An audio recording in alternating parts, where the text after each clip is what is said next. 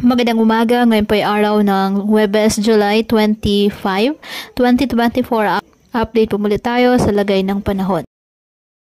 Lumakas at isa naganap na super typhoon category ang bagyong Karina at ang lakas ng hangin umaabot sa 185 km per hour malapit sa sentro at pabugsong 250 km per hour.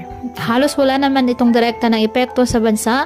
Hanging habagat o southwest monsoon ang patuloy pa rin ngayon na nakaka-apekto, nagdadala ng mga pag-ulan at bugso ng hangin sa maraming bahagi ng ating bansa, kasabay po ng mga localized thunderstorms. Ngayong araw, inaasang lalabas na ng ating Philippine Area of Responsibility ang bagyong si Karina at nagbabantang manalasa sa bansang Taiwan. Samantala, may minomonitor pa rin na kunpul ng mga kaulapan sa labas ng ating Philippine Area of Responsibility na patuloy po na minomonitor.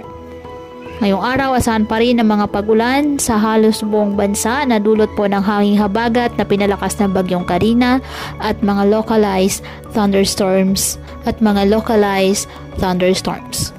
Kaya patuloy po natin na pinag-iingat ang ating mga kababayan sa banta po ng mga pagbaha at pagguho ng lupa, lalo na po kapag may malalakas na ulan, at ugaliin na magdala palagi ng payong o kahit anumang panangga sa ulan sa tuwing lalabas po ng ating mga tahanan.